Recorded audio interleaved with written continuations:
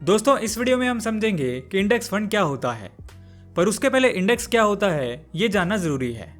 Share market एक ऐसी दुनिया है जहां कंपनियों की सिक्योरिटीज जैसे कि शेयर्स, डिबेंचर्स, बॉन्ड्स को खरीदा और बेचा जाता है। जिस जगह इन सिक्योरिटीज को खरीदा और बेचा जाता है उसे स्टॉक एक्सचेंज कहते हैं। उस स्टॉक एक्सचेंज में बहुत सारी कंपनीज लिस्टेड होती हैं।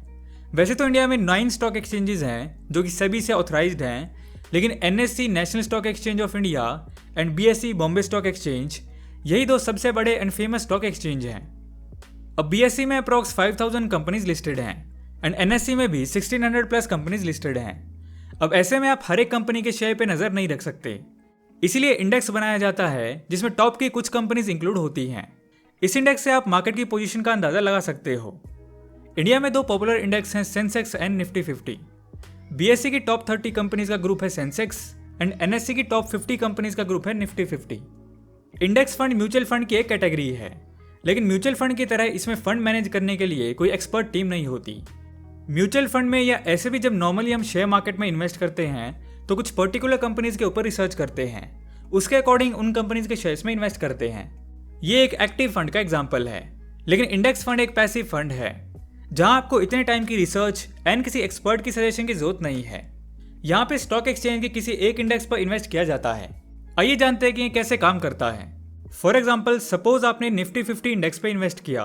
अब निफ्टी 50 में जिन कंपनीज का जितना वेटेज होगा, फॉर एग्जाम्पल अगर HDFC का 11.21% है, रिलायंस का 11.17% है, इन्फोसिस लिमिटेड का 7.21% है, तो आपका इन्वेस्टमेंट परसेंटेज वैसे ही निफ्टी 50 की कंपनीज में डिवाइड हो जाएगा।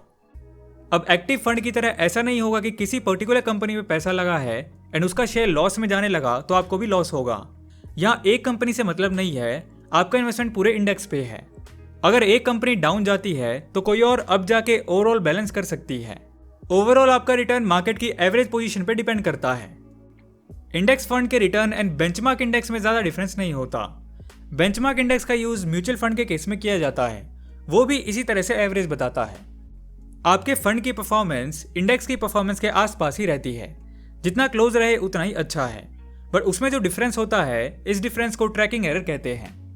फंड मैनेजर की कोशिश रहती है कि इस ट्रैकिंग एरर को कम किया जाए। इंडेक्स फंड की इन्वेस्टमेंट में रिस्क फैक्टर कम होता है। इंडेक्स फंड 2 टाइप के होते हैं, शॉर्ट टर्म इंडेक्स फंड और long term index fund. Short term index fund में इन्वेस्टमेंट 1 ईयर के अंदर ही विड्रॉ कर ली जाती है, जहां पर इन्वेस्टर शेयर मार्केट के इंडेक्स के परफॉर्मेंस के जितना ही रिटर्न पाने की कोशिश करता है।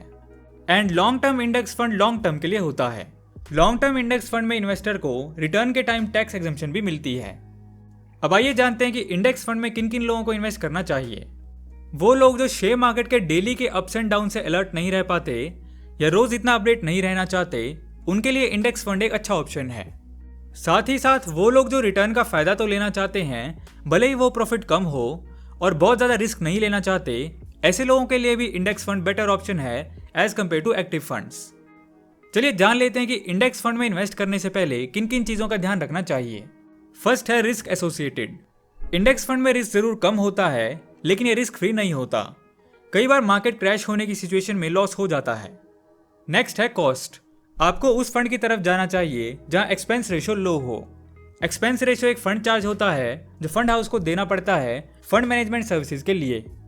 लो एक्सपेंस रेशियो आपको हाई रिटर्न दिला सकता है, ऊपर से कोई फंड मैनेजर नेसेसरी नहीं है, उसका भी चार्ज नहीं देना पड़ता।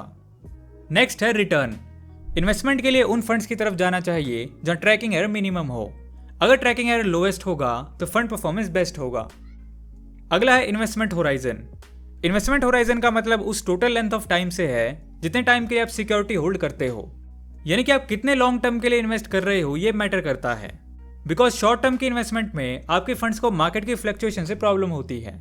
लॉन्ग टर्म में इमीडिएट मार्केट फ्लक्चुएशन से कोई फर्क नहीं पड़ता और आपको अच्छे रिटर्न भी मिल सकते हैं एंड रिटर्न पे टैक्स एग्जम्पशन भी मिलती है। चलिए अब देख लेते हैं कि इंडेक्स फंड में इन्वेस्ट कैसे करते हैं। इंडेक्स फंड में इन्वेस्ट करना सिंपल है। इसके लिए किसी ब्रोकर या डीमैट अकाउंट की नीड नहीं है। आप किसी म्यूचुअल फंड हाउस या किसी म्यूचुअल फंड की वेबसाइट पे जाके किसी पर्टिकुलर इंडेक्स में इन्वेस्ट कर सकते हैं। चलिए अब देखते हैं कि इंडेक्स फंड पे टैक्सेशन कैसे होता है।